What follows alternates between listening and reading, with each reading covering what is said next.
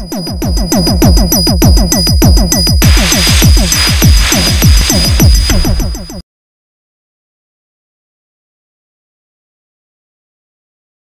सभी को मेरा नमस्कार जी। मेरा नाम है आयुष और आप सभी का स्वागत है मेरे channel life is a pick में। दोस्तों, एक किस्सा ऐसा भी का ये तीसरा अध्याय है और मैं आपके समक्ष एक और किस्सा लेकर हाजिर हूँ। दोस्तों, मेरा आपसे यही निवेदन है, कृपया करके वीडियो को पूरा देखिएगा ताकि इस वीडियो के माध्यम से जो महत्वपूर्ण जानकारी मैंने आपसे साझा करने की कोशिश की है वो महत्वपूर्ण जानकारी आप सभी को पता चल सके। इसलिए दोस्तों, आप सभी से मेरा यही निवेदन है, कृपया करके वीडियो को पूरा देखिएगा। दोस्तों, आज के किस्से की शुरुआत होती है झांसी शहर से। झांसी शहर में बाबा भोलेनाथ का एक बहुत ही प्राचीन और प्रसिद्ध मंदिर है। भारत के अनेक राज्यों से यहाँ पर श्रद्धालु बाबा भोलेनाथ के दर्शन के लिए आते हैं और सावन के पवित्र महीने में यहाँ पर श्रद्धालुओं की भीड़ काफी ज्यादा उमड़ जाती है। दोस्तों, बाबा भोलेनाथ के मंदिर परिसर में एक सेवक है जो बाबा की सच्चे हृदय से सेवा करता है। उस सेवक का नाम है रवि। रवि करीब 11 वर्ष पहले हरदा शहर से भागकर, मतलब कि हरदा शहर में उसका घर है और वो अपने घर से भागकर झांसी आ गया था और तब से वो मंदिर परिसर में ही रह रहा है। मंदिर परिसर में एक कमरा है जो रवि को दे दिया गया है और वो वहीं पे रहता है और वो मंदिर परिसर में साफ सफाई का कार्य संभालता है। रवि अपने कार्य को पूरी ईमानदारी और पूरी निष्ठा से करता है। मंदिर में जितने भी पुजारी हैं और अन्य लोग हैं वो रवि की काफी इज्जत करते हैं क्योंकि वो अपने कार्य को पूरी ईमानदारी और पूरी निष्ठा से करता है। मंदिर परिसर के लोगों को रवि के बारे में ज्यादा जानकारी प्राप्त नहीं है। बस वो यही जानते हैं कि रवि हरदा शहर से करीब 11 वर्ष पहले भागकर यहाँ पर आ गया था और वो तब से यहीं पर रहता है और अपने कार्य को, जो कि उसका कार्य साफ सफाई, वो देखता है। दोस्तों, रवि प्रातः काल जल्दी उठकर पूरे मंदिर परिसर की साफ सफाई पूरी निष्ठा और पूरी ईमानदारी से करता है और उसके बाद अन्य कार्यों को देखता है। दोस्तों, सावन के पवित्र महीने में मंदिर परिसर द्वारा एक विशाल भंडारे का आयोजन कराया जाता है। रवि अपने दैनिक कार्यों को करने के बाद भंडारा स्थल पर चला जाता है और वहाँ के जो कार्य हैं उन्हें संभालता है। दोस्तों, बाबा भोलेनाथ के दर्शन के लिए सावन के महीने में अनेक राज्यों से भक्तजन आते हैं और एक चमत्कार रवि के साथ इस सावन के पवित्र महीने में हो गया।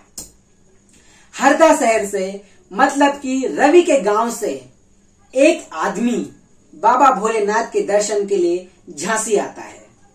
वो बाबा के दर्शन करता है और भोजन प्रसाद खाने के लिए वो भंडारा परिसर में जाता है और भंडारा परिसर में जाकर वो देखता है कि एक व्यक्ति सभी भक्तों से कह रहा है, आइए भक्तों, पंगत में बैठिए और बाबा के प्रसाद का आनंद लीजिए। वो जो व्यक्ति हरदा शहर से आया है, रवि के गांव से आया है, उसका नाम मुकेश है। मुकेश जो रवि का बचपन का मित्र है, एक तरफ से कह सकते हैं वो रवि का लंगोटिया यार है और वो जैसे ही रवि को देखता है वो पहचान जाता है। वो रवि को देखकर ही पहचान जाता है और वो मन में सोचता है, ये तो मेरा बचपन का दोस्त रवि है।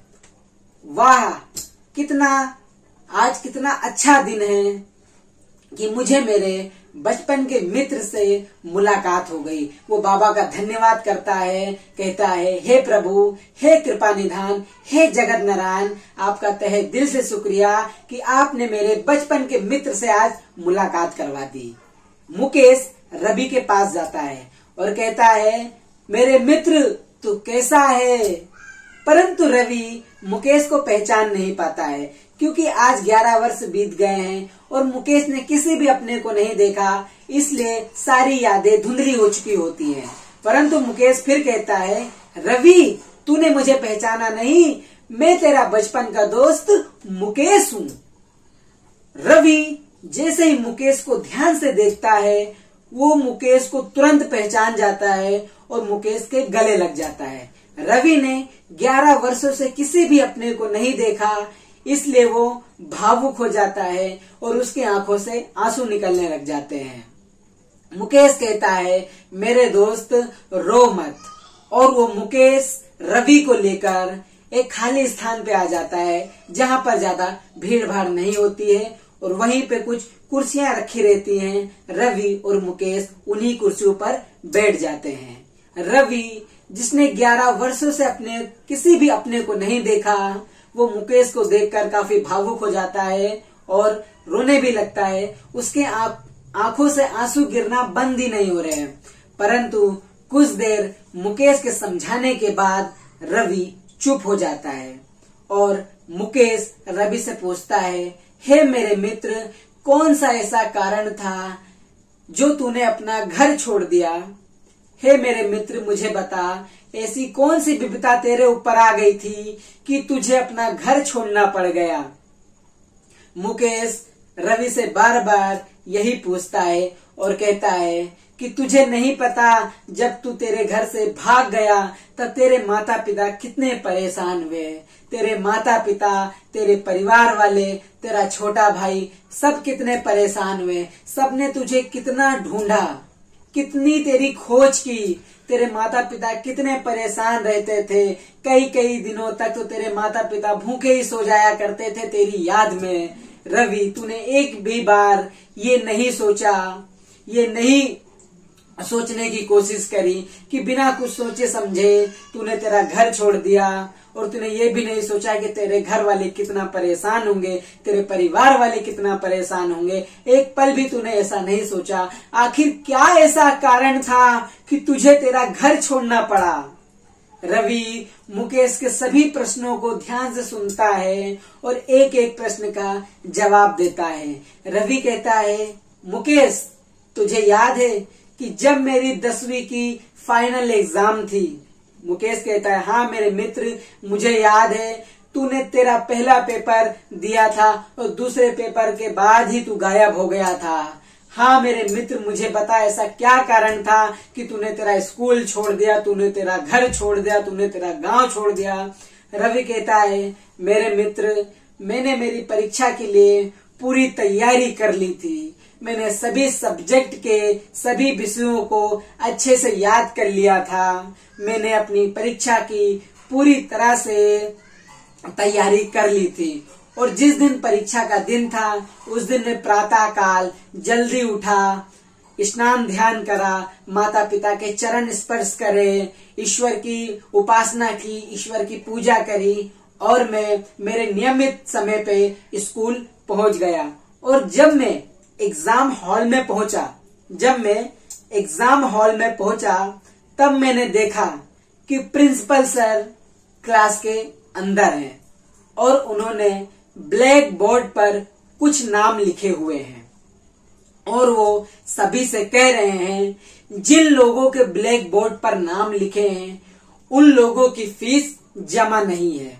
वो लोग अभी जाएं और अपने पेरेंट्स से कहें कि बची हुई फीस को स्कूल में जमा करें, अन्यथा किसी को भी एग्जाम में बैठने नहीं दिया जाएगा, किसी को भी पेपर देने की अनुमति नहीं मिलेगी। उस बोर्ड पे मेरे मित्र मेरा भी नाम लिखा था। मैं मेरा नाम देखकर चौंक गया और सोचने लग गया, अब तो मुझे भी एग्जाम में बैठने नहीं दिया जाएगा और मेरा पेपर छूट जाएगा। प्रिंसिपल सर, जो मेरे पिता को बहुत ही अच्छे से जानते थे और मेरे पिताजी प्रिंसिपल को बहुत ही अच्छे से जानते थे, उसी नाते से मैं प्रिंसिपल जी के पास गया और मैंने प्रिंसिपल जी से कहा, हेडमास्टर, मुझे आज के एग्जाम देने दीजिए, मैं कल जरूर अपनी फीस जमा कर दूंगा। प्रिंसिपल सर मुझे जानते थे, इसलिए उन्होंने मेरी बात को स्वीकार किया और उन्होंने मुझे पेपर देने की अनुमति दे दी। मैंने अपना पेपर दिया और मैं पेपर देने के बाद मैं सीधा अपने घर गया। मैंने घर जाकर मेरी माँ से कहा, माँ, पिताजी क्या अभी तक घर नहीं आए? माँ ने कहा, बेटा पिताजी जब से खेत गए हुए हैं तब से आए नहीं है। तू घर आ चुका है, अपनी स्कूल की ड्रेस उतार दे, हाथ मुंह धो ले, भोजन कर ले, तब तक पिताजी आ जाएंगे। मैं मेरे आंगन में जो पलंग रखा है उसी पर बैठ गया और पिताजी का इंतजार करने लग गया। माँ बार बार कह रही, बेटा अपने स्कूल की ड्रेस उतार दे, हाथ मुंह धो ले, भोजन कर ले, परंतु मुझे इतनी चिंता सता रही थी पेपर के लिए कि मुझे फीस के अलावा कुछ भी समझ ही नहीं पड़ रहा था। मैंने माँ की बात नहीं सुनी और मैंने माँ से ये कहा कि माँ, जब तक पिताजी आ नहीं जाते और मैं उनसे बात नहीं कर लेता तब तक मेरे हृदय को शांति नहीं मिलेगी, इसलिए तुम कृपया थोड़ा रुक जाओ। माँ से मेरी बात चल ही रही थी कि उतने में ही पिताजी घर आ गए। मैंने जैसे ही पिताजी को देखा मैं काफी प्रसन्न हुआ और मैंने पिताजी से कहा, पिताजी आज एग्जाम हॉल में हेडमास्टर आए हुए थे और उन्होंने कहा है कि अपनी जो बची हुई फीस है उसको जमा करो, नहीं तो मैं तुम्हें कल के पेपर के लिए एग्जाम हॉल में बैठने नहीं दूंगा। पिताजी ने जैसे ही मेरी बात सुनी उन्होंने अपने जेब से 500 रुपए निकाल के मुझे दे दिए और कहा कि जो भी तुम्हारी बची हुई फीस है जमा कर देना और हेडमास्टर से रसीद लेकर जरूर आना, भूलना मत। जो पिताजी ने मुझे 500 का नोट दिया वो मैंने मेरी जेब में रख लिया और मेरा हृदय प्रसन्नता से भरपूर हो गया, प्रसन्नता से भर गया। अब मेरे दिल को सुकून मिला और मैंने अपनी स्कूल ड्रेस चेंज करी, हाथ मुंह धोया, घर के कपड़े पहने और माँ के बने हुए भोजन का आनंद लिया। फिर उसके बाद मैं मेरे कमरे के अंदर चला गया और जो मेरा अगला पेपर है उसकी तैयारी करने लग गया। करीब शाम का वक्त हो गया था और माँ ने मुझसे कहा कि बेटा घर में तेल खत्म हो गया है, तू बनिए की दुकान से जाके तेल लेकर आ जा। मैंने वो सामान लिया, मैंने जिसमें तेल लाना था वो बर्तन मैंने मेरे हाथ में लिया और मैं बनिए की दुकान पे चला गया। बनिए की दुकान मेरे घर से करीब 2 किलोमीटर दूर थी, क्योंकि हमारे गांव में सिर्फ और सिर्फ एक ही दुकान थी और वो मेरे घर से करीब 2 किलोमीटर दूर थी। उस दिन काफी घने बादल छाए हुए थे, ऐसा लग रहा था कि बहुत ही जोर से बारिश आएगी, इसलिए मैंने पिताजी की साइकिल ली और बनिए की दुकान की तरफ रवाना हो गया। मैं बनिए की दुकान पे पहुंचा और मैंने तेल लिया और घर की ओर वापस निकल पड़ा। रास्ते में काफी तेज बारिश होने लग गई और मैं पूरा भीग गया।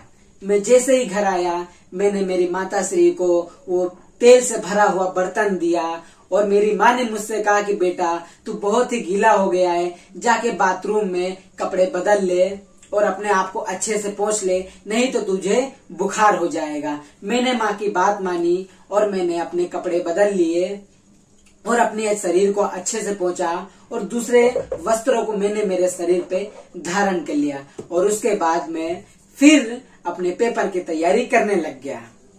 रात का भोजन करने के बाद मैं सो गया और सुबह प्रातःकाल जल्दी उठा और जो मेरे नियमित कार्य थे वो मैंने अपने नियमित कार्य करे। फिर मैं नियमित समय पे स्कूल पहुंच गया।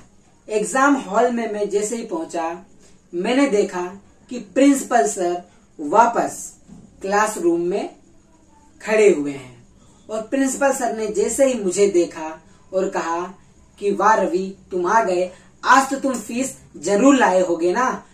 तो मैंने कहा हाँ सर मैं फीस लाया हूँ ना।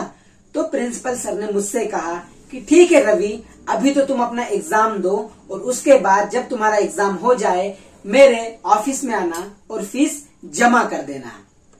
मैंने प्रिंसिपल सर की बात सुनी और मैं एग्जाम हॉल में बैठा।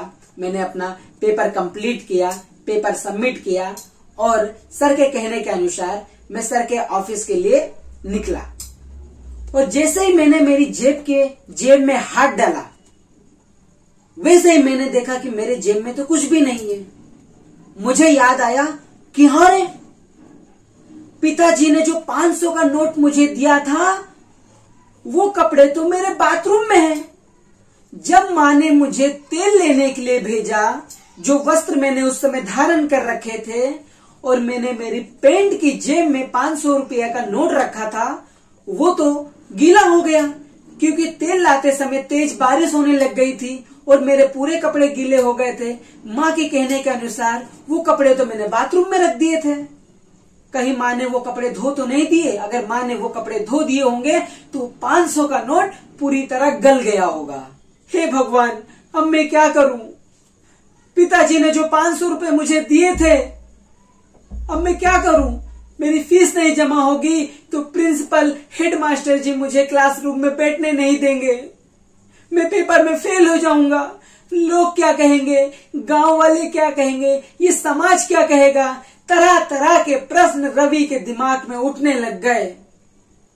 पर एक पल के लिए ये रवि नहीं सोच रहा कि मैं घर जाऊं। घर जाके मैं जो मेरे गीले वस्त्र हैं मैं उन्हें देखूं। क्या पता वो 500 का नोट ज्यादा गीला ना हुआ हो। परंतु रवि की हिम्मत नहीं हो रही। वो सोच रहा कि माँ ने मेरे वस्त्र धो दिए होंगे, वो 500 का नोट गल गया होगा, फट गया होगा। रवि फालतू के विचार अपने दिमाग में ला रहा है, परंतु ये नहीं सोच रहा कि मुझे घर जाना चाहिए। जो भी मुझसे गलती हुई मुझे मेरे पिताजी को बताना चाहिए, मुझे मेरी माताजी को बताना चाहिए। परंतु वो फालतू की बातें सोच रहा है कि समाज क्या कहेगा, मैं 10वीं में फेल हो जाऊंगा तो लोग क्या कहेंगे। जो मेरे दोस्त हैं वो अगली क्लास में चले जाएंगे और मैं फिर 10वीं में ही रह जाऊंगा। ये समाज क्या कहेगा, ये लोग क्या कहेंगे, मेरे माता पिता क्या कहेंगे। बस वो यही सोच रहा। और फिर उसने एक ऐसा डरावना डिसीजन लिया जो किसी भी व्यक्ति को बिना सोचा समझे नहीं लेना चाहिए। पता है मेरे मित्रों, उसने क्या डिसीजन लिया? कि मैं घर छोड़कर भाग जाऊंगा। अब दोस्तों, इतनी सी बात के लिए और समाज के डर से कि लोग क्या कहेंगे, इस डर से कोई इतना बड़ा डिसीजन कैसे ले सकता है? रवि की उम्र मात्र उस समय 15 वर्ष की थी और 15 वर्ष की उम्र में रवि ने इतना बड़ा डिसीजन ले लिया। वो अपना घर छोड़ दिया, वो अपना घर से भाग गया। और कई दिनों के बाद वो इधर छुपते छुपाते वो झांसी शहर पहुंच गया और बाबा के मंदिर परिसर पे वो पहुंच गया। और वहां पर उसे एक पंडित जी मिले। उसने पंडित जी से ये बताया कि मैं अपना घर छोड़ आया हूँ, मुझे इसी मंदिर परिसर में रहने की अनुमति दे दीजिए और मंदिर परिसर का जितना भी साफ सफाई का कार्य रहेगा वो सब मैं करूंगा, बस मुझे यहाँ रहने की अनुमति दे दीजिए। अब मुझे इस समाज से कोई लेना देना नहीं है, बस मैं ईश्वर की सेवा करना चाहता हूँ। रवि ने पूरी ये बात मुकेश को बताई। मुकेश को बहुत गुस्सा आया और मुकेश ने कहा, हे मेरे मित्र, तूने इतना बड़ा डिसीजन सिर्फ एक छोटे से कारण से ले लिया और ये भी नहीं सोचा कि तेरे माँ बाप पे क्या बीतेगी, तेरे परिवार वालों पे क्या बीतेगी, वो कितना परेशान होंगे। बस तूने ये सोचा कि ये समाज क्या सोचेगा, ये समाज क्या सोचेगा, ये लोग क्या सोचेंगे। बस तूने इतनी सी बात के लिए इतना बड़ा डिसीजन ले लिया। रवि अपनी मूर्खता पे बहुत ही शर्मिंदा था, परंतु क्या वो 11 वर्ष वापिस रवि के जिंदगी में आएंगे? नहीं मेरे मित्र, वो 11 वर्ष उसकी जिंदगी में कभी नहीं आएंगे। जो बचपना रवि का बीत चुका है, क्या वो वापस आएगा? वो मस्ती, वो प्यार, वो दुलार, माता पिता का स्नेह, क्या वो वापस आएगा? नहीं आएगा। इसलिए मेरे मित्रों, कोई भी डिसीजन लेने से पहले हमें बहुत ही सोचना समझना चाहिए, क्योंकि एक गलत डिसीजन हम पर कितना भारी पड़ सकता है ये आप इस किस्से के माध्यम से जान सकते हैं। रवि ने जो इतना बड़ा डिसीजन लिया, उसे कितनी बड़ी सजा भुगतनी पड़ी। फिर मुकेश रवि से कहता है कि हे मेरे मित्र, जो हुआ वो भूल जा, चल मेरे साथ वापस अपने घर चल, वापस अपने गांव चल। रवि कहता है कि मैं घर जाके किसको क्या मुंह दिखाऊंगा, अपने माता पिता को क्या कहूंगा।